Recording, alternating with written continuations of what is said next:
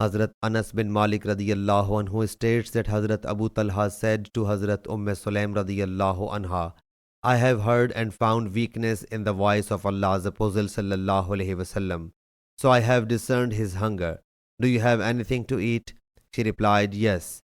She then took out some barley loaves of bread and, taking her dupatta, head covering, she wrapped up the loaves in a part of it and then dispatched me towards Allah's Apostle sallallahu alaihi wasallam. I found Allah's Apostle sallallahu alaihi wasallam along with his companions in the mosque.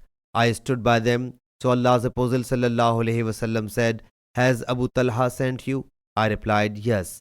Allah's Apostle sallallahu alaihi wasallam thereupon said to the people accompanying him, get up.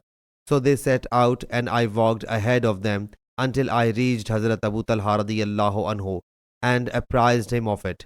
Hazrat Abu Talha radiyallahu anhu whereupon said to Hazrat Sulaim, Allah's Apostle sallallahu alaihi wasallam has come, but we have no food items to serve them.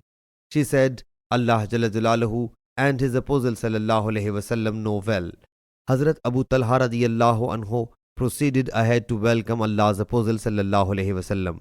Allah's Apostle sallallahu alaihi wasallam along with Hazrat Abu Talha radiyallahu anhu come until they both entered the house, and then Allah's Apostle sallallahu alaihi wasallam said, O Miss Sulaim, bring whatever you have.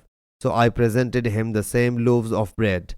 The transmitter says Allah's Apostle sallallahu alaihi wasallam then commanded to crumble those loaves, so they were crumbled, and Hazrat Sulaim squeezed the ghee from the leather bag and made it curry.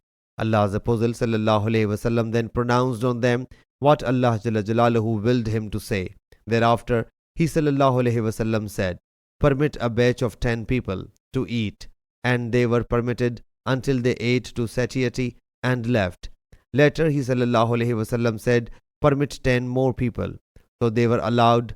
Thus all the people ate to fill, and they all numbered 80. Sahih Bukhari, Hadith number 6688.